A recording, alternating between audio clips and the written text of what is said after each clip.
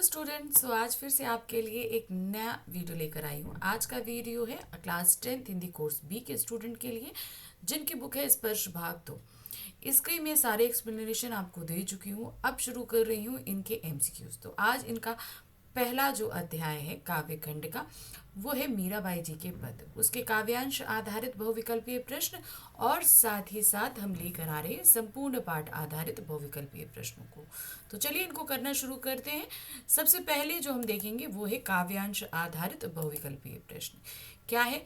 हरि आप रो हरोरी जनरी भीर, द्रौपदी री लाज राख्यो आप बाढ़्यो चीर, भगत कारण रूप धर्यो ओ आप शरीर, बूढ़ तो गरजाज राख्यो काटी कुंजन पीर, दासी मीरा लाल गिरधर हरो मारी वीर। तो यहाँ क्या कह रहे हैं? ये मीरा जी श्री कृष्ण से कह रही हैं कि जैसे आप सबकी तकलीफों को हरते हैं, आपने द्रौपदी की लाज बचाने के लिए उनकी साड़ी यानी उनकी चीर को बढ़ा दिया था। भगत प्रहलाद की मदद के लिए आपने नरसिंह का रूप धारण किया था। बूढ़ते यानी कि डूबते हुए गजराज को बचाने के लिए आपने मगरमच्छ से उसे छुड़ाया था। तो इसी तरीके से आप भी मेरी तकलीफ को दूर करिए और मुझे जो है आप अपने दर्शन दीजिए। तो यहाँ पर चलिए देख रहे हैं अब इसके आगे के अध्याय। ठीक है, आगे हम क्या देखने वाले हैं, ध्यान से देखिएगा। तो सबसे पहले आ रहा है, प्रस्तुत पद्यांश में मीरा ने किसे संबोधित किया है? किसको संबोधित कर रही हैं? भगवान नरहरि को, भक्त प्रहलाद को, आराध्य देव श्री कृष्ण को, या श्री कृष्ण के भक्तों को? तो इस पूरे पद्यांश में उन्होंने किसको इन्होंने जो है वो धारण किया हुआ है? इन्होंने सबसे पहले जो है वो किया है भगवान नरहरि को नहीं, भक्त प्रहलाद को नहीं, आराध्य देव श्री कृष्ण को। तो सही ऑप्शन क्या है? आराध्य देव श्री कृष्ण को उन्होंने याद किया है। नेक्स्ट आते हैं, द्रौपदी राज राख्यो आप बाढ़्यो चीर। पंक्ति का आश्रय क्या है? तो क्या है? इन्होंने आपने द्रौपदी की लाज रखने के लिए ये उनके चीर यानी साड़ी को बढ़ा दिया था। यही इसका सही मैंने आपको बताया था। तो यहाँ पर पहले हम ऑप्शंस देख लेते हैं। ऑप्शंस क्या दिए गए हैं? द्रौपदी की चीर हरण के समय उसकी लाज रखने के लिए आपने श्री कृष्ण यानी आपने उनके चीर अर्थात साड़ी को बढ़ाया। फिर उसके बाद द्रौपदी के वस्त्र को बढ़ाकर आपने उसकी रक्षा करी। हरि को यहाँ साड़ी यानी चीर का संबंध नहीं है। फिर उपरोक्त में से कोई नहीं। तो सही ऑप्शन अगर हम देखेंगे तो इसमें क्या आएगा, आप देखेंगे इसमें द्रौपदी के चीर हरण के समय आपने उसकी लाज रखने के लिए उसकी चीर अर्थात साड़ी को बढ़ा दिया था। नेक्स्ट आते हैं, यहाँ पर हमें कुछ पंक्तियाँ हमने पढ़ी है ना, उस पर आधारित 5 वाक्य दिए गए। इन 5 वाक्यों में से कुछ वाक्य सही हैं और कुछ गलत हैं, और नीचे इसके ऑप्शन दिए गए हैं, आपको उन्हीं के हिसाब से टिक करना है। तो पहले हम क्या करेंगे, इन वाक्यों को पढ़ेंगे। कवित्री अपने आराध्य से अपने दुख दूर करने की प्रार्थना करती है। श्री कृष्ण ने द्रौपदी की पुकार पर उनकी मदद की। तो ये दोनों ही हमको सही लग रहे हैं। ठीक है, कवित्री अपने आराध्य से अपने दुख दूर करने की प्रार्थना करती है। दूसरा, श्री कृष्ण ने द्रौपदी की पुकार पर उनकी मदद भी की थी। भगवान अपने भक्तों पर हमेशा मदद करते हैं, हम बिल्कुल सही है ये भी। डूबते हाथी को बचाने के लिए भगवान ने नरहरि बनकर सहायता की थी, नहीं, उन्होंने भक्त प्रहलाद को बचाने के लिए नरहरि का रूप धारण किया था। फिर गजराज के सामने मगरमच्छ असहाय हो गया था, नहीं। तो यहाँ पर सही जो ऑप्शन है वो पहला, दूसरा और तीसरा है। तो यहाँ पर जो ऑप्शन आ रहा है वो है आपका गा, पहला, दूसरा और तीसरा उसके अकॉर्डिंग बिल्कुल सही है। नेक्स्ट आते हैं, भगत कारण रूप नरेय धरो आप शरीर। पंक्ति के माध्यम से कवित्री क्या कहना चाहती है? तो यहाँ भक्त की रक्षा के लिए आपने यानी श्री कृष्ण ने भगवान नरसिंह का रूप धारण किया था। नरसिंह का रूप भक्त की सेवा के लिए धारण करना पड़ा, भक्त के लिए आपको नरसिंह बनना पड़ा, उपरोक्त में से कोई नहीं। तो सही ऑप्शन क्या है? भक्त की रक्षा के लिए आपने यानी श्री कृष्ण ने नरसिंह का रूप धारण किया था। नेक्स्ट आते हैं, प्रस्तुत पद किस कवि द्वारा रचित है? ये तो हम सभी को पता है कि मीराबाई द्वारा रचित है। यहाँ तो हमें पता है, लेकिन एग्जाम में जब हमसे पूछा जाता है तो वो थोड़ा फर्क होता है, क्योंकि अभी तो हम चैप्टर आधारित पढ़ रहे हैं, लेकिन एग्जाम में तो चैप्टर आधारित नहीं आता ना। तो इसलिए यहाँ पर सही क्या है? मीरा जी। चलिए नेक्स्ट पढ़ते हैं। नेक्स्ट हमारे पास पंक्तियाँ आ रही हैं, क्या? श्याम मान्हे चाकर राखो जी, गिरधारी लाल मान्हे चाकर राखो जी, ई रहस्यों बाग लगायूं, नित नित उठ दर्शन पाखियूं। वृंदावननी कुंज गली गोविंद लीला गास्यूं, चाकरी में दासन पायूं सुमरन पारस्यू खर्ची, भाव भागवती जागरी पारस्यू तीनों बाता सरसी। तो यहाँ क्या कह रही है, श्याम जी मुझे चाकर रखो, अर्थात मुझे नौकर के रूप में धारण करिए। गिरधारी राल मुझे चाकर यानी कि अपनी सेविका के रूप में धारण कीजिए। चाकर रहकर मैं क्या करूंगी, बाग लगाऊंगी, बाग लगाऊंगी नित उस आपने बाग में आप जब घूमने आएंगे तो डेली आपके दर्शन करूंगी। वृंदावन की गलियों में आपके गीत गाऊंगी, आपके भक्ति गीतों को गाया करूंगी। चाकरी में दासन पाए यानी चाकरी में आपका स्मरण करूंगी, तो ये मेरी खर्ची होगी। क्या होगा, ये मुझे सैलरी के रूप में प्राप्त होगी। भाव भगवती जागरी पासु तीनों बाता सरसी। तो मैंने भाव जो है, आपकी भक्ति का जो भाव है वो मैं जागीर के रूप में धारण करूंगी, और जिसे तीनों वक्त की हमारी जो मजूरी के रूप में वो होगा। अब इस पर आधारित हमारे पास जो है कुछ प्रश्न भी दिए गए हैं। प्रश्न क्या है देखिए। पहला है, प्रस्तुत पद्यांश में मीरा द्वारा श्री कृष्ण से क्या प्रार्थना की गई है। मेरे कष्ट हर लो, मुझे अपनी दासी बना लो, मेरे जीवन के सुखों को भर दो, या मेरे संसार में नाम कर दो। तो उन्होंने क्या बोला है, मुझे अपनी दासी बना लो, क्योंकि उनकी चाकर रखने के लिए बोला ना, तो दासी बनाकर क्या करेंगे, उनके साथ रहना चाहती है। मीरा श्री कृष्ण की सेवा किस कारण करना चाहती है, दर्शन करने के लिए, धन लाभ के लिए, दर्शन करने के लिए, यशस्वी बनने के लिए, अपना वर्चस्व स्थापित करने के लिए। तो क्या है, वो दर्शन करने के लिए उनकी दासी बनना चाहती है। श्री कृष्ण के नाम स्मरण से कवियत्री को कौन सा लाभ प्राप्त होगा। अगर वो स्मरण करेंगी तो लाभ कौन सा प्राप्त होगा, यश प्राप्त करने का, श्री कृष्ण के दर्शन करने का, पहला दूसरा दोनों, या उपरोक्त में से कोई नहीं। तो अगर वो स्मरण करेंगी कवियत्री तो वो क्या होगा, वो श्री कृष्ण के दर्शन करने का लाभ प्राप्त करेंगे, जिसके लिए वो सबसे ज्यादा बेचैन हैं। नेक्स्ट है, निम्नलिखित वाक्यों को ध्यान पूर्वक पढ़िए। यहाँ पर क्या दिया गया, फिर से हमने जो पंक्तियां पढ़ी हैं उन पंक्तियों पर आधारित हमारे पास क्या है, कुछ वाक्य दिए गए हैं। इन वाक्यों को हम पढ़ेंगे और उनको हम नीचे जो सही ऑप्शन है उनके हिसाब से हम सेट करेंगे। तो चलिए देखते हैं यहाँ पर क्या दिया गया है। सबसे पहला हमारे पास में आ रहा है, कवित्री अपने आराध्य की सेविका बनना चाहती है। कवित्री बाग लगाकर उसमें घूमना चाहती हैं। वह अपने आराध्य की लीला के गीत गाती फिरना चाहती हैं। बाग में घूमती हुई कवित्री को उसके आराध्य आसानी से देख सकेंगे। इस दर्शन, स्मरण और भक्ति की जागीर जीवन को सफल बना देगी। तो यहाँ पर जो सही ऑप्शन आपके लिए आ रहा है, सबसे पहले आप जो देखेंगे उसमें हम टिक मार्क करते जाते हैं। जैसे कवियत्री अपने आराध्य की सेविका बनना चाहती है, ये बिल्कुल सही है। नेक्स्ट है, कवियत्री बाग लगाकर उसमें घूमना चाहती हैं। क्या ये सही है? नहीं, घूमना तो नहीं चाहती हैं। वो क्या करना चाहती हैं? वह अपने आराध्य की लीला की गीत गाती फिरना चाहती है वृंदावन की गलियों में। बिल्कुल सही है। फिर है, वो बाग में घूमती हुई कवित्री को उनके आराध्य आसानी से देख लेंगे। नहीं, गलत है। दर्शन, स्मरण और भक्ति की जागीर जीवन को सफल बना देगी, ये भी सही है। तो यहाँ पर पहला, तीसरा और पांचवा सही है। तो अब आप यहाँ पर देखेंगे पहला, तीसरा, पांचवा आपका ये गा वाला ऑप्शन सही है। आगे बढ़ते हैं। पद्यांश के आधार पर बताइए कि मीरा का जीवन किस प्रकार सफल होगा। श्री कृष्ण के दर्शन करके, श्री कृष्ण का स्मरण करके, श्री कृष्ण की भक्ति रूपी जागीर प्राप्त करके। तो कैसे होगा उनका? वो चारों से, यानी कि ये चारों ही करेंगी तभी उनका जीवन सफल होगा। चलिए अब आ जाते हैं तीसरे काव्यांश में। तीसरे काव्यांश को हमें बहुत ध्यान से पढ़ना है। क्या दिया गया है? मोर मुकुट पीतांबर सोहे गल बैजंती माला, वृंदावन में धेनु चरावे मोहन मुरली वाला।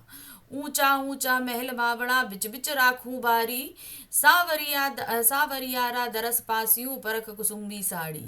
आधी रात प्रभु दर्शन दीजो जमुना जी रे तीरे, मीरा रे प्रभु गिरधन नागो हीरो घनो अधीरो। तो यहाँ पर क्या बता रहे हैं कि यहाँ पर इन्होंने श्री कृष्ण के रूप सौंदर्य का वर्णन करते हुए उनसे अपने मिलने की अभिलाषा को व्यक्त किया है। क्या कहती हैं? मोर मुकुट पीतांबर सोहे गल बैजंती, यानी कि उन्होंने मोर मुकुट धारण किया है, पीतांबर पहनते हैं और गले में बैजंती माला को धारण करते हैं। वृंदावन में धेनु चराते हैं मेरे मुरली बजाने वाले श्री कृष्ण। ऊंचा ऊंचा महल बनाऊंगी और बिच बिच राखूं, यानी कि उसके बीच बीच में झरोकों को रखूंगी। सांवरियारा दरस पायूं पहर कुसुम्बी साड़ी। अब जब मैं महल बनाऊंगी, बाग लगाऊंगी और उसमें बहुत सारे झरोके रखूंगी, तो उस बाग में जब आप घूमने के लिए आएंगे तो मैं कुसुम्बी साड़ी यानी कि केसरिया साड़ी पहनकर आपके दर्शन करूंगी। आधी रात में प्रभु मुझे जमुना जी तेरे मिलना चाहो, मतलब यहाँ पर उन्होंने बताया नहीं कि आधी रात को मिलो, वहां वो ये बताना चाह रही हैं कि आप कोई भी समय मत देखिए, मध्य रात्रि हो चाहे जो भी हो, बस आप मुझे मिल जाइएगा। तो मध्य रात्रि भी आप जो है जमुना जी के तीरे मिलिएगा। मेरे प्रभु जो हैं वो गिरधर नागरो, जिन्हें मैंने बहुत ही अधीरता के साथ अपना मान रखा है। चलिए, अब इस पर हमारे पास कुछ प्रश्न हैं, इन प्रश्नों को देख लेते हैं क्या है। श्री कृष्ण ने अपने गले में निम्नलिखित में से क्या पहना है? मोतियों की माला, सोने का हार, फूलों की माला या बैजंती माला? तो सही ऑप्शन क्या है? उन्होंने बैजंती माला को धारण किया हुआ है। नेक्स्ट आते हैं, फिर से हमारे पास इन पंक्तियों पर आधारित 5 वाक्य, ध्यान से देखें। तो यहाँ क्या दिया गया है? श्री कृष्ण के शरीर पर पीला वस्त्र और सिर पर मोर पंखों का मुकुट है। बिल्कुल सही है। कवियत्री ई के गले में बैजंती माला सुंदर लग रही है। नहीं, कवियत्री ने नहीं धारण करी, गलत है ये। कवियत्री महल के बीच फुलवारी लगाना चाहती हैं। ये भी सही है, बिल्कुल, वो महल के बीच में फुलवारी लगाएंगी। मीरा पीली साड़ी पहनकर आराध्य का दर्शन करना चाहती है। नहीं, वो कुसुम्बी यानी कि केसरिया साड़ी पहनकर दर्शन करना चाहती है। आराध्य को देखने के लिए मीना का मन अधीर है। ठीक है, ये भी सही है। तो यहाँ पर पहला, तीसरा और पांचवा सही है। तो ऑप्शन यहाँ है गा, जहां पर पहला, तीसरा और पांचवा बिल्कुल सही है। नेक्स्ट आते हैं, प्रस्तुत पद्यांश में किसका वर्णन किया गया है? दासी मीरा का, श्री कृष्ण के रूप सौंदर्य का, मीरा की विरह वेदना का या मीरा की पीड़ा का? तो किसका वर्णन है? यहाँ पर श्री कृष्ण के रूप सौंदर्य का वर्णन हुआ है ना, पहले रूप सौंदर्य का ही वर्णन हुआ है। फिर है, मीरा श्री कृष्ण के महल के बीच में क्या बनवाना चाहती है? स्वयं के लिए घर, सुंदर फूलों की सजी फुलवारी, भव्य मंदिर, गाय के लिए गौशाला। तो क्या बनवाना चाहती है? वो सुंदर फूलों से सजी ये फुलवारी को बनाना चाहती हैं। पद्यांश के आधार पर बताइए कि मीरा श्री कृष्ण से क्या निवेदन कर रही हैं? उसके दुख हरने का, भक्तों पर कृपा बनाए रखने का, आधी रात में मिलने आने का या स्वयं के लिए महल बनवाने का? तो उन्होंने क्या बोला है? आधी रात में मिलने आने का। तो सही ऑप्शन है आधी, तीसरा वाला आपका। नेक्स्ट आते हैं, अब आ गए हम अपने काव्यांश संख्या 4 पर। यहाँ क्या दिया गया है? हरि आप हरो जनरी भीर, द्रौपदी राज राख्यो आप बाढ़ियो चीर, भगत कारण नूप नरियो धरियो आप शरीर, बूढ़ तो गरजाज राख्यो काटी कुंजन पीर, दासी मीरा लार गिरधर हरो मारी पीर। तो अभी हम लोगों ने यही वाला काव्यांश पढ़ा था, इस पर आधारित जो प्रश्न देखे थे। अब हम फिर से यही पढ़ रहे हैं, लेकिन हमारे प्रश्न बदल जाएंगे अब, क्योंकि भाई एक पद पे ऐसा जरूरी नहीं कि 5 ही बने, बहुत सारे प्रश्न बनते हैं। तो अब प्रश्न हमारे यहाँ पर बदल जाएंगे। यहाँ क्या दिया गया है? वही चीज़ है, उन्होंने पीड़ा हारने के लिए बात करी है कि जिस तरीके से आपने द्रौपदी ही के चीर को बढ़ाया, उस द्रौपदी के चीर को बढ़ाकर उसकी लाज रखी। आपने भक्त प्रहलाद के कष्ट को हरने के लिए आपने नरसिंह का रूप धारण किया। बूढ़ते हुए गरराज को आपने बचाया जब उसने आपका नाम लिया। तो इसी तरीके से आप भी हमारी तकलीफ को हरिए, ये चीज उन्होंने बोली है। ठीक है, अब इस पर आधारित प्रश्न देखिए। चीर का अर्थ क्या होता है? चीर का अर्थ होता है कपड़ा। ठीक है, कपड़ा या वस्त्र। काटना, चीरना, फाड़ना या वस्त्र। तो सही क्या है? वस्त्र। नेक्स्ट आते, श्री कृष्ण ने नरहरि का रूप क्यों धारण किया था? जंगल में विचरण करने के लिए, अपने शत्रुओं से बदला लेने के लिए, अपने भक्तों की रक्षा करने के लिए। तो क्या किया था? उन्होंने अपने भक्तों की रक्षा करने के लिए, यानी भक्त उनके कौन थे? प्रहलाद की रक्षा करने के लिए। मीरा स्वयं को किसकी दासी बताती हैं? भक्त प्रहलाद की, अपने पति भोजराज की, प्रभु श्री राम की या गिरधारी लाल की? तो किसकी दासी हैं वो है गिरधारी लाल, अर्थात श्री कृष्ण की, मोहन की, मुरली वाले की, गिरिधर की, कोई भी नाम हो, ध्यान से लिखिएगा। नेक्स्ट है, निम्नलिखित वाक्यों को ध्यानपूर्वक पढ़ी। तो अभी जो हमने पंक्ति पढ़ी उस पर फिर से हमारे सामने क्या है? 5 वाक्य है, इनको हमें सही निकालना है। देखिए यहाँ पर क्या है। मीरा अपने आराध्य श्री कृष्ण को हरि कहती हैं। बिल्कुल सही है ये। आगे बढ़ते हैं। ईश्वर अपने शत्रुओं से बदला लेने के लिए नाना प्रकार के रूप रखते हैं? नहीं, वो तो अपने भक्तों की हेल्प करने के लिए रखते हैं, तो ये गलत है। श्री कृष्ण ने द्रौपदी का चीर बढ़ाकर कृपा की थी, ये भी सही है। हरि ने गजराज की पीड़ा को मुक्त किया था, ये भी सही है। मीरा श्री कृष्ण से लोगों का दुख दूर करने की प्रार्थना करी? नहीं, उन्होंने अपने दुख दूर करने की प्रार्थना करी है। तो यहाँ पर पहला, तीसरा और चौथा सही है। तो सही ऑप्शन यहाँ पर हम देख रहे हैं आपका फोर्थ, पहला, तीसरा और चौथा सही है। चलिए आगे बढ़ते हैं। पांचवा प्रश्न दिया गया है यहाँ पर, श्री कृष्ण ने नरहरि का रूप क्यों धारण किया था? कंस को मारने के लिए, अपने शत्रुओं से बदला लेने के लिए, जंगल में विचरण करने के लिए, अपने भक्तों की रक्षा के लिए। तो क्या था? अपने भक्तों की रक्षा के लिए।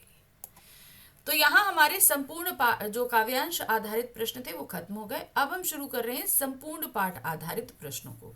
ध्यान दीजिएगा, संपूर्ण पाठ में उनके जो पद दिए गए हैं वो सभी यहाँ पर शामिल हो जाएंगे। ठीक है, तो चलिए देखते हैं। यहाँ पर सबसे पहला जो प्रश्न हमारे पास में आ रहा है वो है, मीराबाई ने हरि शब्द का प्रयोग किसके लिए किया है? वो किसके लिए कर रही हैं? भगवान शिव के लिए, भगवान विष्णु और उनके विभिन्न अवतारों के लिए, ब्रह्मा के लिए या साधारण मनुष्य के लिए? तो उन्होंने भगवान विष्णु और उनके विभिन्न अवतारों के लिए प्रार्थना करी है। नेक्स्ट है, मीरा वृंदावन से क्यों जाकर बस गई थी? कृष्ण के लिए, रासलीला देखने के लिए, पारिवारिक संतापों से मुक्ति पाने के लिए, काव्य रचना के लिए? तो परिवार की तरफ से उनको बहुत परेशानी हो रही थी, वो खुलकर अपने आराध्य की जो है वो सेवा नहीं कर पा रही थी। भाई उनके पति के देहांत हो गया था, अब उसके बाद वो क्या करें?